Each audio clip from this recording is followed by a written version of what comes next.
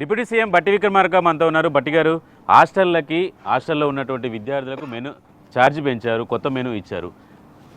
మీరు పదే పదే గతంలో ఒక ప్రస్తావన చేశారు, నేను కూడా హాస్టల్లో చదువుకున్నా, మా అమ్మ నన్ను స్కూల్లో నుంచి తీసుకురావడానికి నడుచుకుంటూ వచ్చేవాళ్ళని. అంటే ఆ ప్రభావం కనపడుతుందా దీంట్లో? మనిషి తీసుకునే ప్రతి నిర్ణయంలో కూడా తన అనుభవాలు కూడా ఉంటాయి, అందులో ఏం సందేహం లేదు.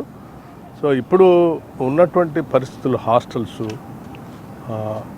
నేను ఆర్థిక శాఖ మంత్రిగా మారుతున్నటువంటి పరిస్థితుల్లో పెరుగుతున్న ధరలకు అనుగుణంగా మనం అన్నింటినీ పెంచుకుంటూ పోతూ ఉన్నాం. దాదాపు 8 లక్షల మంది విద్యార్థులు చదువుకుంటున్నటువంటి హాస్టల్స్లో పెరుగుతున్న ధరలకు అనుగుణంగా వాళ్ళకు కూడా ఛార్జీలు పెంచాలి కదా.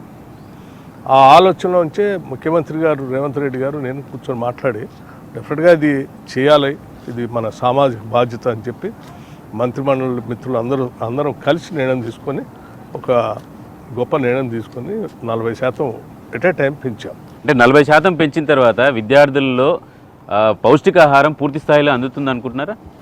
ఈ ఆహారాన్ని డిసైడ్ చేసేటప్పుడు కూడా ఏది పడితే అది పెట్టే కార్యక్రమం కాకుండా సీనియర్ అధికారులు ప్లస్ డైటీషియన్స్, డాక్టర్స్ అందరూ సలహాలు తీసుకొని ఒక మనిషి ఎదగటానికి, చిన్ననాటి నుంచి ఎదగటానికి, శారీరకంగా కానీ మానసికంగా కానీ, అంటే బ్రెయిన్ కూడా ఎదగటానికి కావాల్సిన పోషక పదార్థాలన్నీ అందులో ఉండేటట్టుగా ఆ మెనూను తయారు చేశారు వాళ్ళు.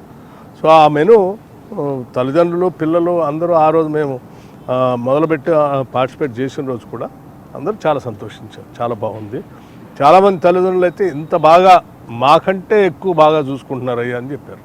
సార్, ఇప్పుడు హాస్టళ్ళకి సంబంధించినటువంటి విషయాలను కనుక చూస్తే, ఇప్పుడు ఇంటిగ్రేటెడ్ స్కూల్స్ని చేస్తున్నారు, ఒకవైపు ఇప్పుడు ఉన్నటువంటి హాస్టల్స్ ఉన్నాయి, వాటికి వీటికి ఒకే రకమైన మెనూ ఉంటుందా? ఎట్లా? మెనూ అంతా ఒకటే ఉంటుంది అన్ని hostels, not only residential schools, even hostels కూడా, రెగ్యులర్ హాస్టల్స్ కూడా ఉన్నాయి, వాటికి కూడా సేమ్ మెనూ ఇచ్చాం.